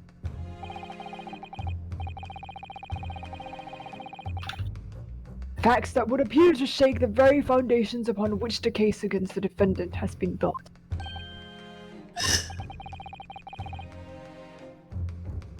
As is my prerogative in this situation, I hereby temporarily suspend the summation examination. Why, Jupiter! What? Bailiff, bring the witnesses back to the stand at once. Is this the end of the chapter already, or have we got way more to go? I just don't know. I think there's more.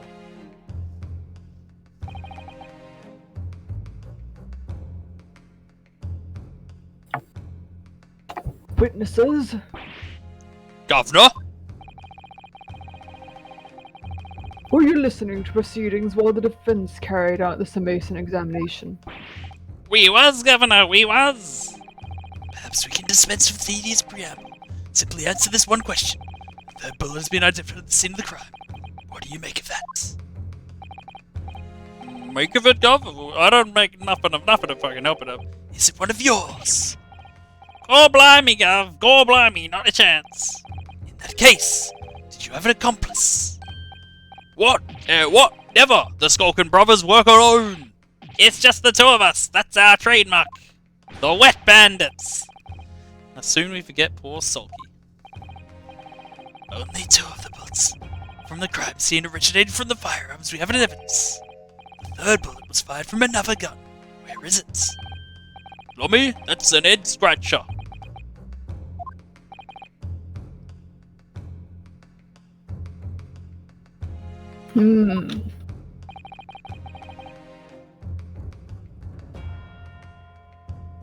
Counsel for the defense.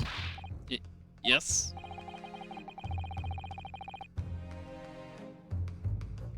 I should like to hear your thoughts regarding these new developments. The third bullet, and the mysterious missing firearm from whence it came.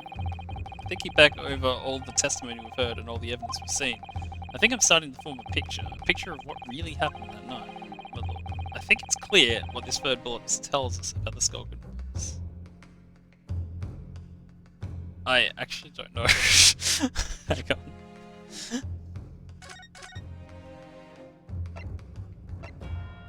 Is it the saves coming? Just in case.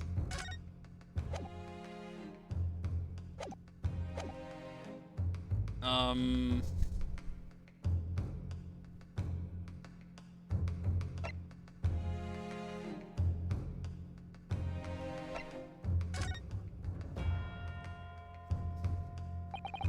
that night at Windy Bank's pawnbrokery, the brothers must have been working with a third man.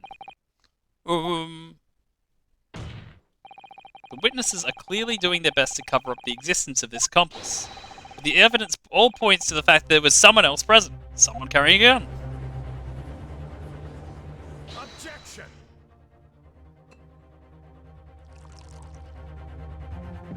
Does he not run out of wine? Never. It's just... Oh, this is another Ace Attorney game. It's, oh no, I'm thinking of, what's his name? Visor guy. With his... Is it coffee he drinks? I don't know, it's been a while since I played that one. An accomplice, you say? Pigs will.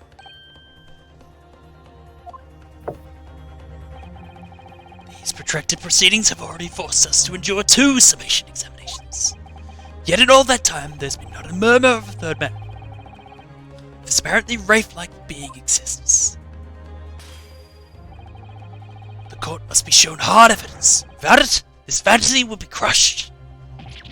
Ah, The prosecution demands answers on 2 counts. First, proof, evidence that this accomplice was ever at the scene of the crime. And secondly, the identity of this spurious character. the Skulkins are lying. I know that. But how can I ascertain the identity of the person they're hiding? Well, counsel, I'm supposed to prove the existence of this accomplice and reveal the person's identity, even. In response to the prosecution's demand, my lord, the defense is... Oh shit.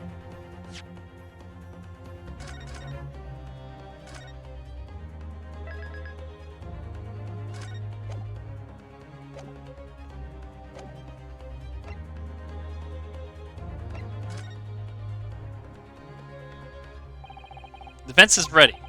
I believe I can provide all the answers the prosecution demands. So, my Nepalese friend, despite the swimming eyes, you seem to think you have something to say. This promises to be interesting. I have to push forward now. There's no other option. I need to use every single piece of evidence available to me if I would make a difference.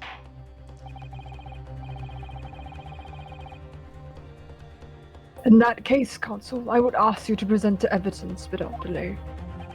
On the night in question and the moments leading up to the death of the victim, what proof have you that there was a third intruder present at the scene?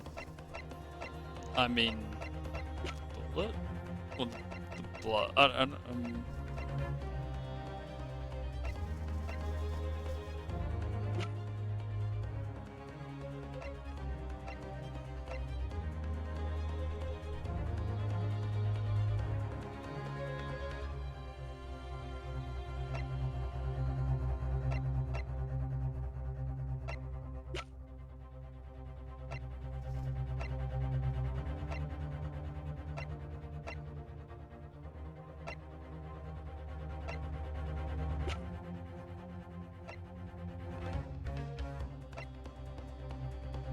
It can't be that, I just presented.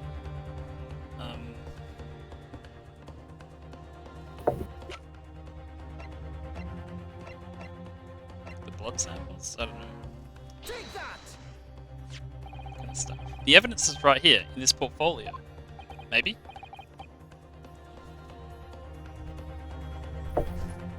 By Jove, that portfolio again, is it?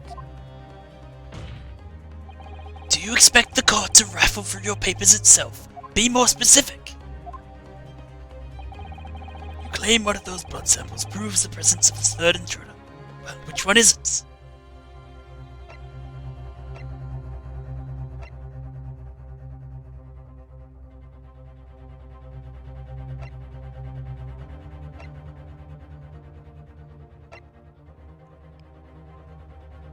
I mean, is it both of them at once? I just feel like I've just presented this. That.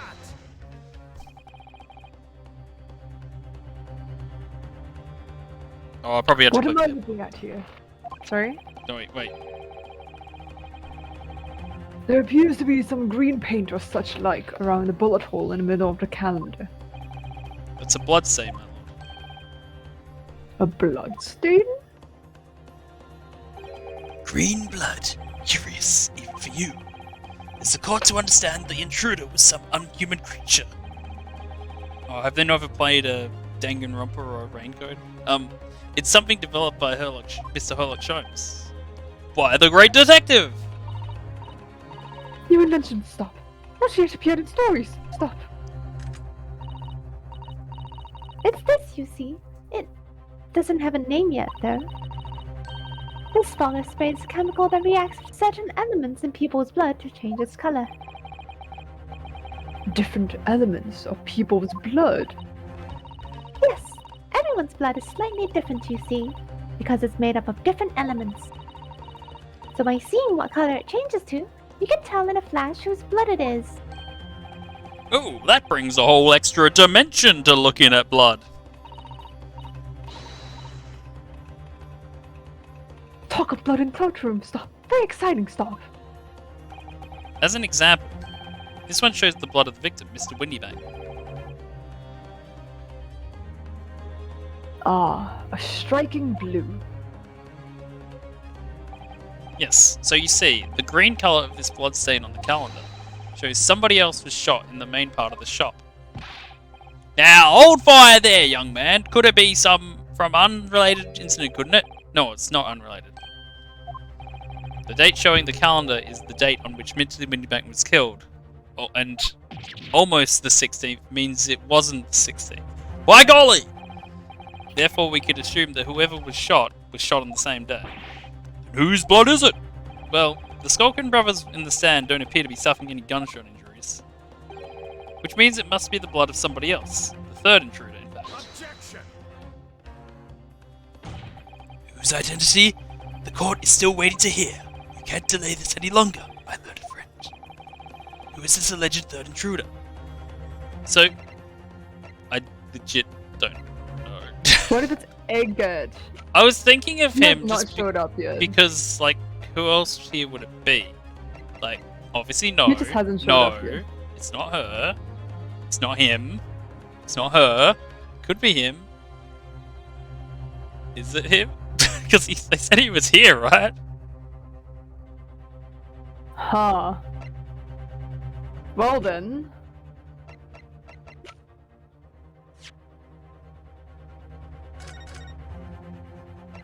Yeah, maybe it's one of the two.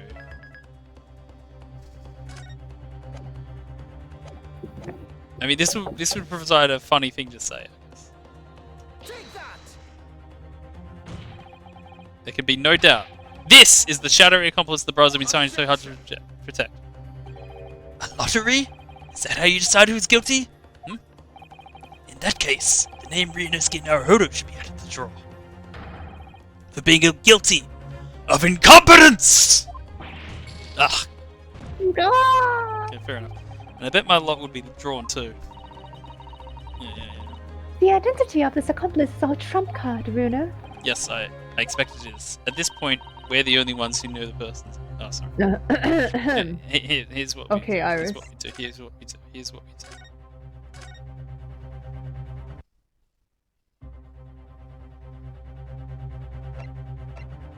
Take that.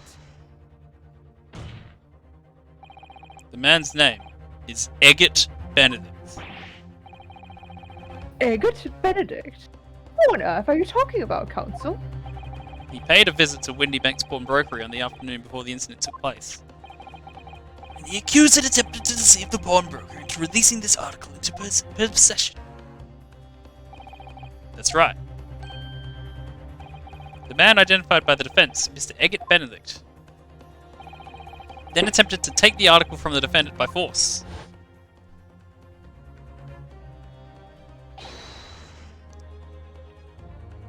Wait, who did that? Broker. Me, apparently. Yes, sir. I believe this filthy pocket thief has just redeemed an article from you, no? Yes. The article in question belongs to me. I demand for it to be returned at once. Now that's a lie! What you trying to pull? Give back my overcoat, you wastrel, and needless to say, any music box discs, too.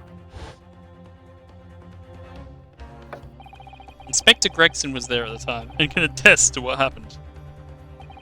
In the end, it was the inspector himself who took the disc. Can you corroborate this account, Inspector? Yes, my lord, that's more or less what happened. And in the interest of being thorough, I asked Windybank for a print showing the fellow. Taken from one of his red-handed recorder gubbinses. Yes, that's him talking to Windybank that morning. And you claim this man is the brother's accomplice? Well, Mr. and Mr. Skulkin? Never seen the geezer before in my life. On me life, Gov, on me life. Never seen him. Well, somewhat unsurprisingly, appears our witnesses disagree of the assertion. I'm sure your lordship recalls my learned Nipponese friend's actual assertion, which was that he could prove the identity of the alleged accomplice. Yes, and I can. Then show us the evidence.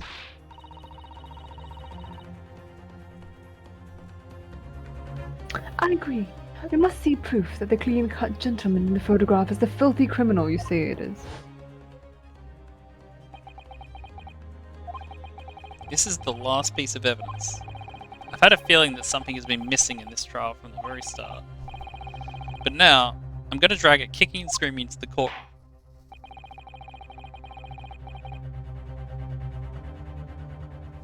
Are you ready to present your answer to the court then, counsel? Yes, my lord. The defense will present the evidence now.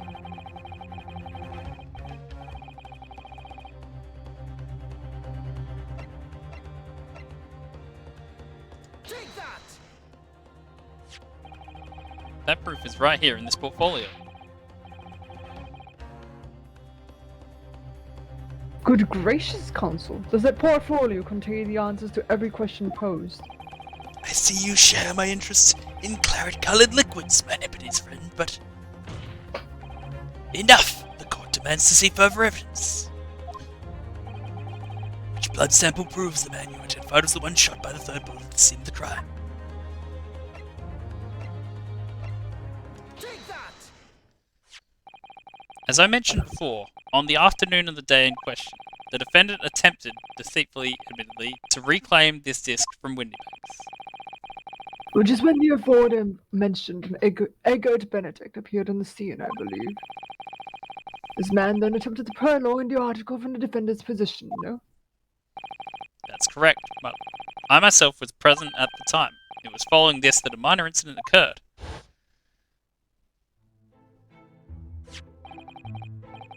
But of course, here is the disc for you.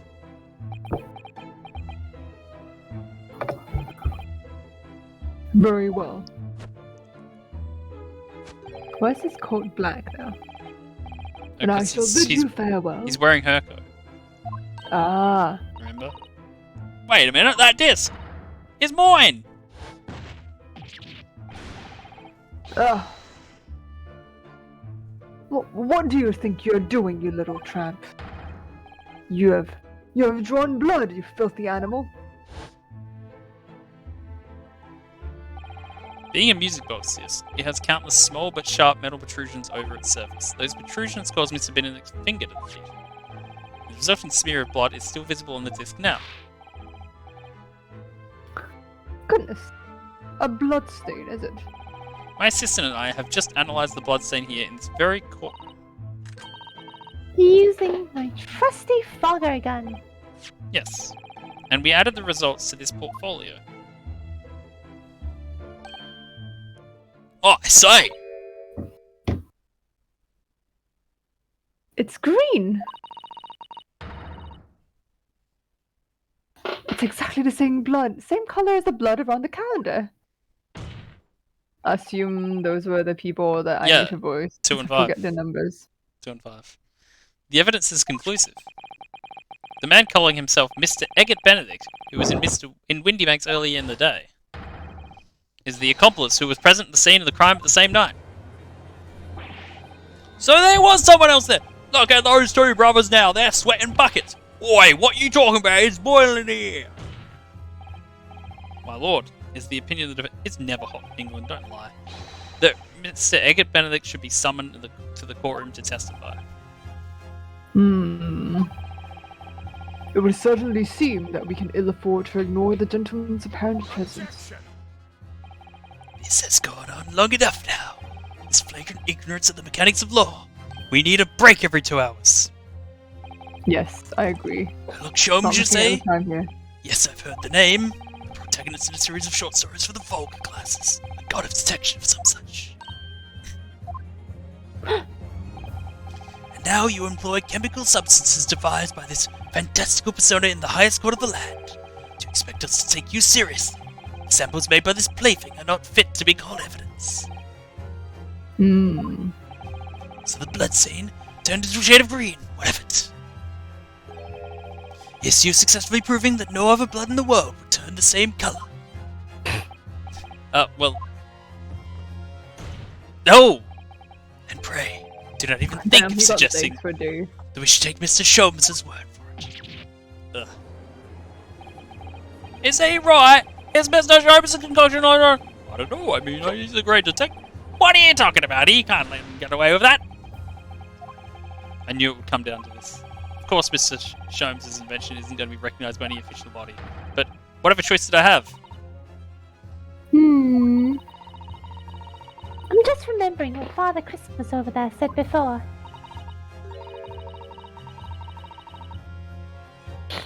About how he was temporarily suspending the summation examination. Ah, In other words, the examination isn't over yet, is it? Good grief! What did you say, young girl? is she the only one paying attention? And in a summation examination, the decision as to whether or not the trial continues is in the hands of the 6 jurors, isn't it? So the way I see it, it doesn't matter what certain other people think of Hurley's invention. At least, not for now. Yes, she's right. Young lady, you have quite the devious mind. It really just comes down to one thing. Whether these ladies and gentlemen of the jury are convinced by what you say, Runo. Is that about right, would you say? Or did I misunderstand something? Unbelievable. Oh! Mr. Sholmes' partner is a force to be reckoned with. Iris Wilson, sharpshooter.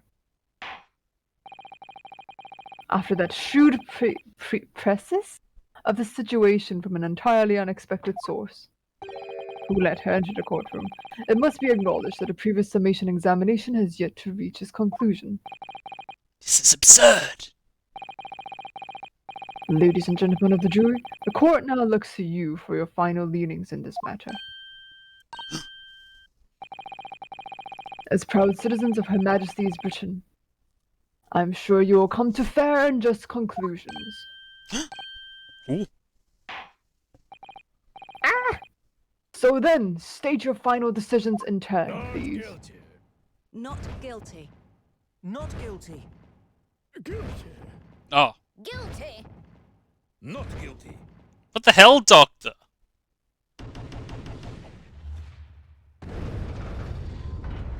We win! For now. 2 call guilty and 4 call not guilty. Such is the outcome of the summation examination. Objection. My lord, with all due respect, this is an outrage. The prosecution refuses to accept this decision. On what grounds? If these jurors are persuaded by some half-baked concoction devised by a pretender to real police work. They are too ignorant to be trusted with the judgment of anyone's guilt. Ah, I'm sorry, Lord Van Zeeks, but the outcome of the summation examination cannot be ignored. the classic, yeah, but the jury's dumb, innit?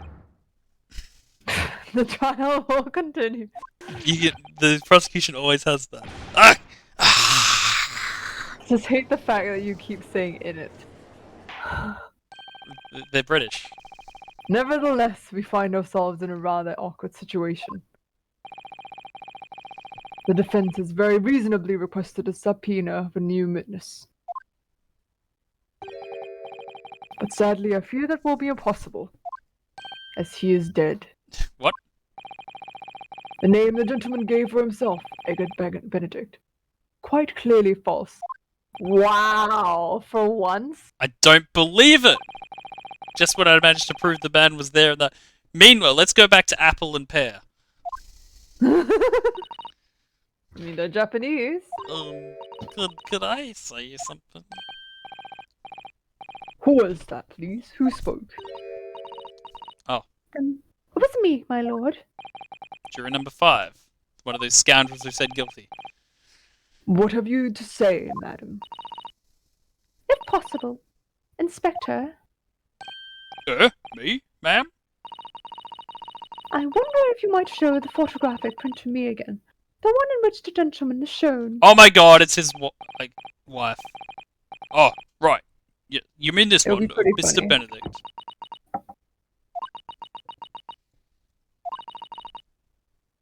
Yes. There's no doubt in my mind. Jury number 5? You don't mean to say That You is my know- dumbass husband. you know this man? Yes, I know him. Too well, in fact. What? No! Good gracious. Order, order, order. Juror number 5, how on earth? I'm a communications officer, stop. As we can clearly see. The gentleman in the photograph is. Stop. Also a communications officer, stop. He works in our office, stop. A very talented operator, in fact, stop. He should be at a communication station now, stop. Traveling away on a telegraph, stop. Or dead. This doesn't seem right somehow. I can't put my finger on why, but it doesn't feel right. Maybe because like he got shot and somehow escaped the scene and no one has reported this. I suppose we all imagined the accomplice would be some sort of hardened criminal. It's a bit unexpected to find out that he has a respectable job by day, whatever he gets up to at night. Yes, I suppose that's it. I suppose that's why I felt something was wrong. If the gentleman is at London's communication station, we should be able to subpoena him within the hour. Lord Van Zeeks, if you please. Yes, my lord. Make the necessary arrangements of all haste. As your lordship bids. The court will recess for 1 hour. When the new witness arrives, we shall reconvene to hear the gentleman's testimony. Inspector Gregson, Yes, my lord? I should like to hear from you specifically about events at the pawnbrokery on the day in question. Come to my chambers during the recess. Yes, sir, my lord. Very well. Court is adjourned until 1:40 p.m. And that's when I'll start the stream. No. Woo! TBC. In just under 2 hours.